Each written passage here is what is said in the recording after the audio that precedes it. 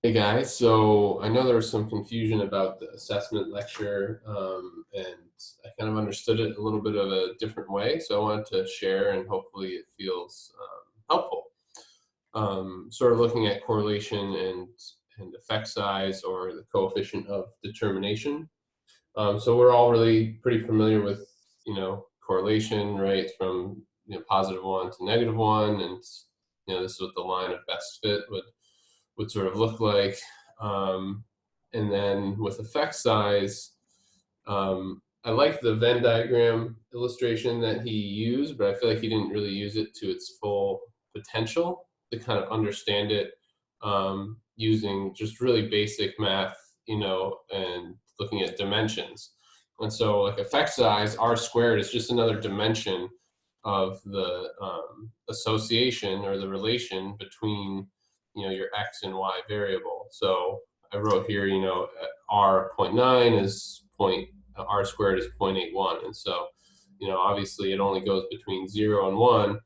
But instead of using circular Venn diagrams, I like making them squares, or I guess rhombuses or diamonds or whatever. And these aren't perfect, but imagining that these are perfect 90-degree angles everywhere, I thought of R, or think of R as kind of the distance from the edge of, or from where these two meet initially, versus how far it goes in. So if this is R, right, then what R squared is, because these are all equal, it's a perfect square, so this is also R. So, R is like length, one dimensional. And so r squared gives us two dimensions, which gives us the surface area of this space. Okay. So the area of a square is, or a rectangle is, length times width. And so we're adding another dimension, we're adding width, and we're discovering how much area is between these. And so I think that was kind of a helpful way for me to understand correlation versus the effect size. And I was thinking about it like, how do you compensate or account for sort of the negative? And so I sort of imagine this zero line that kind of goes in between, right where they meet. So anything sort of on this side, if we were talking in terms of the x variable, we would say, oh, it's negatively correlated with y. Or if we were talking about the y variable, we say, oh, okay, it's positively correlated with x. Okay, and this doesn't really work mathematically. It doesn't really work, as far as thinking about actual variables. But it's more of just a way that's helped me understand sort of the concept. And obviously, multiplying two negatives, you're going to get the same value, right, for the area. And so that's just kind of a way I thought to conceptualize it, to see, okay, the correlation is just one dimension of this association.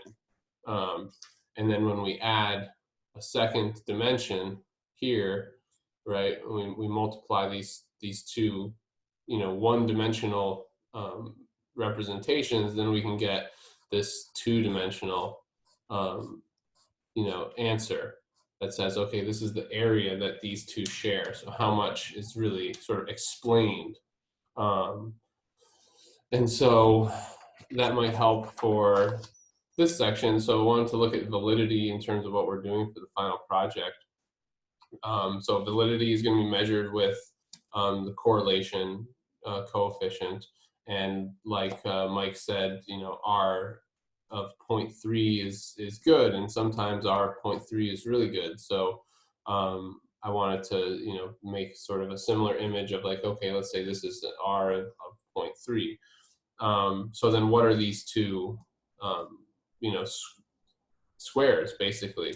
And so they could be sort of a number of things, like the expected test results from what we think it's going to do against the actual test results on the target population. So that could be two things that these are looking at. So we want to have, we expect to have 0.3 or greater, and when we compare it with the, we use our test on this target population, we want to see a similar sort of thing. Now, another way that could be shown is this could be the test results, let's say from the original target population. So we'll say from the scale development. So these are the test results from scale development, let's say, and then we want to compare it to check for external validity on results on, let's say, a general college population, or from 6 universities. So this is how we would begin to establish some external validity. Okay, so we saw 0.3 with our target population. What do we get for a similar sort of target population? How does this apply to a larger population, let's say? So the sample sizes might be different. And then another good example I thought was looking at the convergent and divergent validity. So this might be like, let's say, right, convergent and then divergent. So this might be like we make a new depression scale. So we'll say new depression scale, NDS is our new depression scale.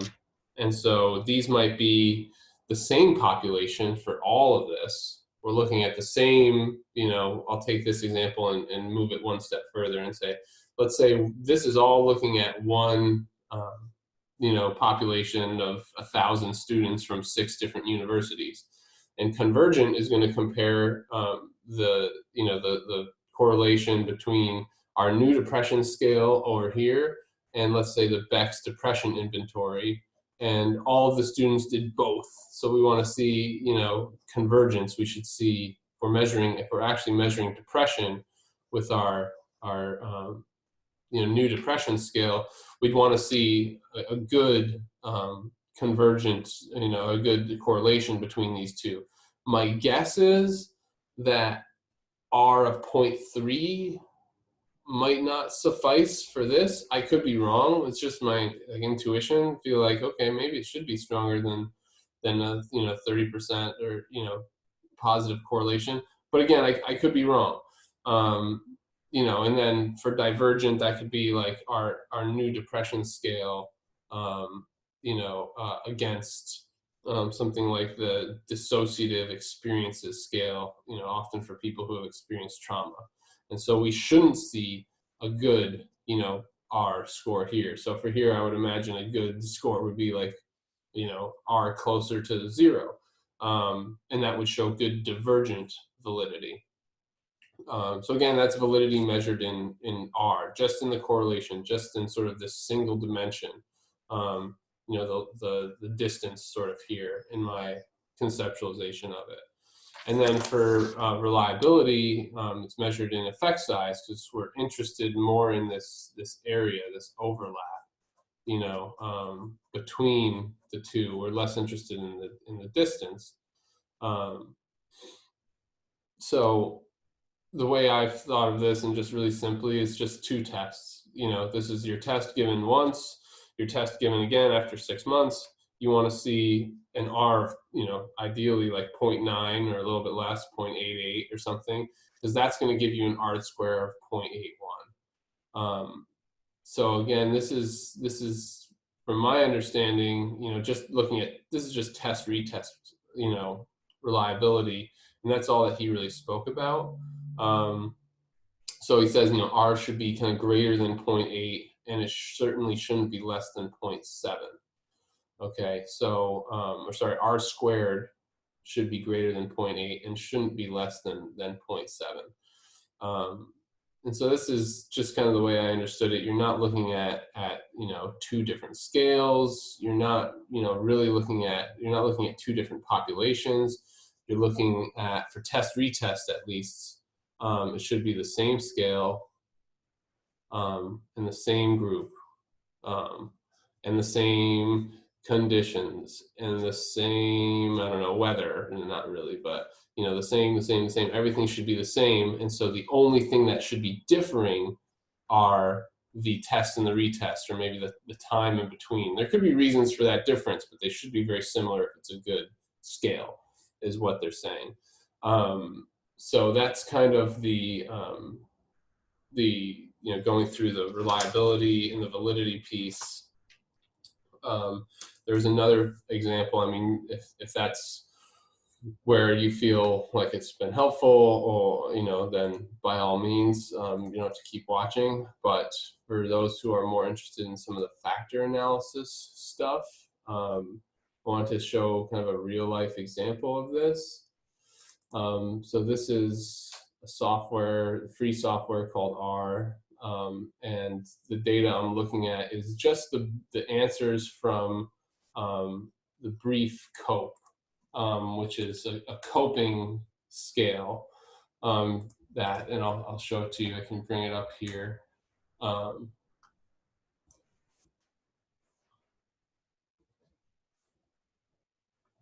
I should open this up.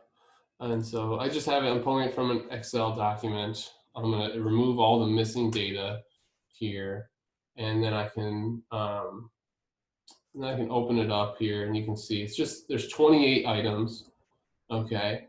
And this is a huge scale. It's from the Healthy Minds data collection. So I think there's like 30,000 people, but there's a lot of missing data in it. So the brief COPE I have pulled up here is, there's all these subscales, but these are some of the questions you can kind of look at. And so this is like the PCA right here, the principal components analysis, which Mike says is just total garbage. So I'm going to run one, and you can take a look. So there's lots of numbers here, proportion of variance, forget that. Let's just look at the plot, makes things easier. So the idea is that this is not good for looking at factors, because one of the assumptions is that there's no measurement error. And the reason that would exist is because these bars are, sort of, we're using it now incorrectly as like different factors, and it looks like there's kind of one that sticks out. And so some people will say you can use this to, to begin to identify how many factors your data might have. But Mike pointed out to me that, this is really looking at PCA is designed for looking at completely different measures. And that would be, so like we had Beck's depression, and another depression, and another depression, and maybe an anxiety, and then this and this. We're not looking at one scale. The reason is because this assumes that there's no measurement error. Because will always have measurement error. But if you're doing a test, it makes sense to constrain certain, errors to make it a little bit neater, so we can kind of see what's really going on. So when you're using like a Beck's here and an anxiety scale here and another totally different scale, and each one of these would be different scales that we're comparing, then it makes sense to make all the measurement error 0 so that they're all equally wrong. But when you're using it for one scale, like I'm using it here for the brief COPE scale, it just doesn't make sense. It doesn't give you any valuable information. So this is the, it says it's an EFA. This is actually a confirmatory factor analysis. But it's kind of, because I'm limiting the factors to 3. I'm not seeing how many factors there would be on its own. But I'm running the, so here we go. This is the factor loadings. And then, so for this, Mike is saying, what's good for the factor loadings is a 0.4, okay, or greater, and 0.2 or less is not good. So this is just kind of a real life example, so you can kind of see how a factor analysis would organize these sort of questions. And it's not neat and it's not pretty, but you can see some patterns emerge if we look at the biggest ones. So factor 1, we have COPE 7 is a 0.695, that's pretty high. COPE 14 is up there, COPE 17, COPE 20. So let's say COPE 2, concentrating my efforts on doing something about the situation that I'm in. COPE 7, another strong one. I'm taking action to make my situation better. COPE 17, I've been looking for something good in what's happening. Hey, how about that? COPE 25 is another strong one down here, 0.693. I've been thinking hard about what steps to take. So it's kind of getting at that sort of factor. It's like, okay, doing something about my problem, action oriented, active coping, you might call it. And then let's look at factor 2. Here's a really strong one. COPE 10, 0.792. COPE 15, 0.76. COPE 23. So let's see, COPE 23. I've been trying to get advice or help from others. What was it? COPE 15. I've been getting comfort and understanding from someone. This looks like social support. COPE 10. I've been getting help and advice from other people. Hey, how about that? Those make sense together. And what's one that just barely makes the cut is COPE 9. This looks like venting. I've been saying things to let my unpleasant feelings escape. That's not as strong as getting advice from other people, but it's kind of touching on the same thing. You vent to another person, so it kind of makes sense. And then let's look at our third factor, some of the strongest ones. Here's COPE 13, and what is it, COPE 26. COPE 13, here's COPE 26. I've been blaming myself for things that have happened. 13, I've been criticizing myself. So it seems like we have like an active coping, like engaging with the world, getting support from other people for factor 2, and then for factor 3, it's like criticizing yourself, self-blaming, things like that, not really positive things.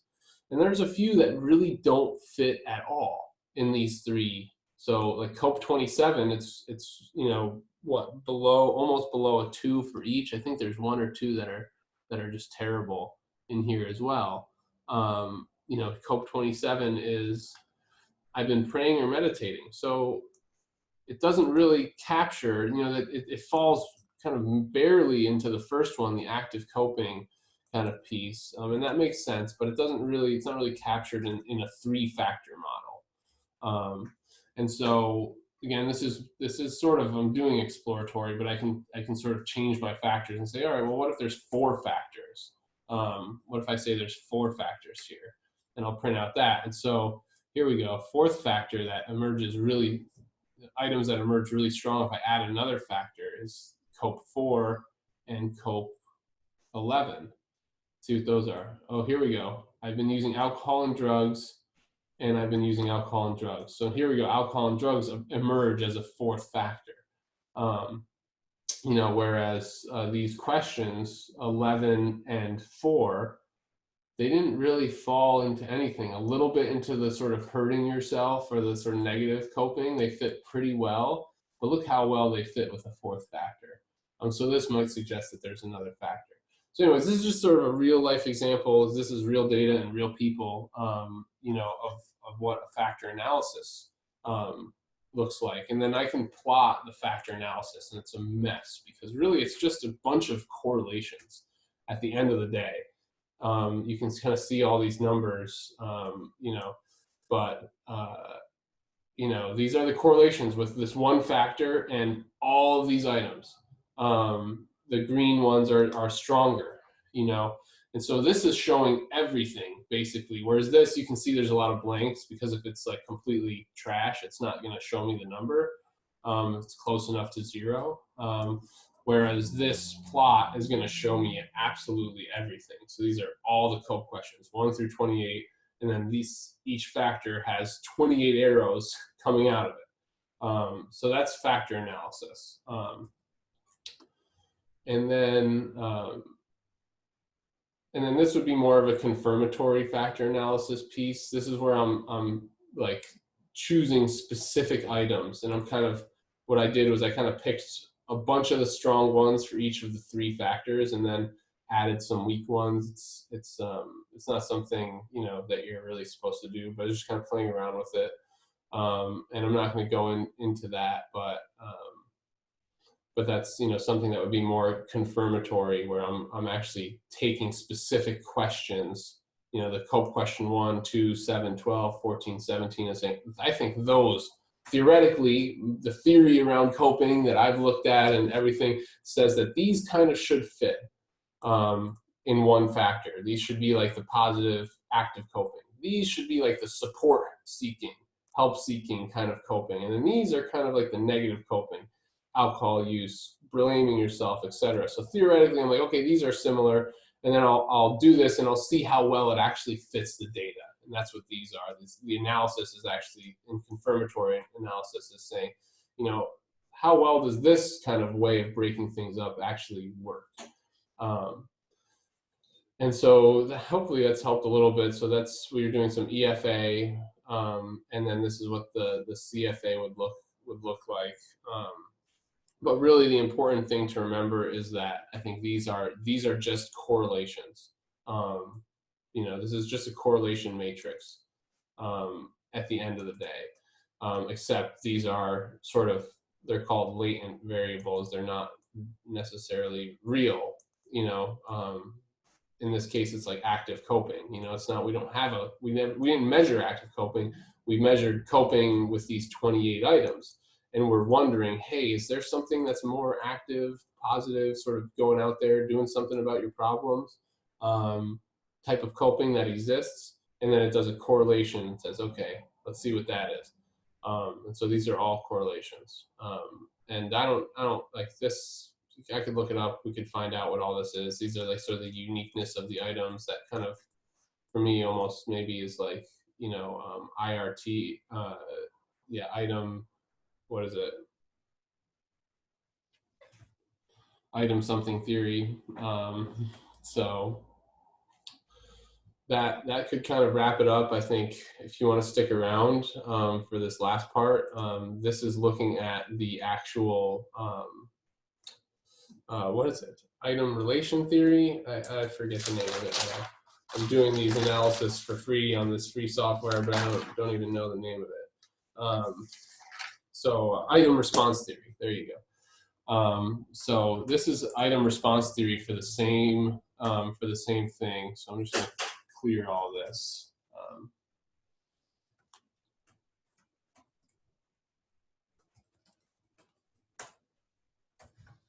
Okay, and we'll start fresh. But I'm going to use the same data set if you're interested in checking it out. And then I'm going to clean all of that data again. All of the missing data goes away. And then I'm going to do this. Actually, I should do it with just one. We're just going to do a single dimension. And it takes a little while. It's going to do like a bunch of iterations of this analysis. But it's kind of cool because we went over it in class a little bit. We looked at the curves. So it's kind of cool to see, you know, what the curves look like in actuality. I'm going to skip over the, well, I'll open it up. This is kind of like the summary of it all.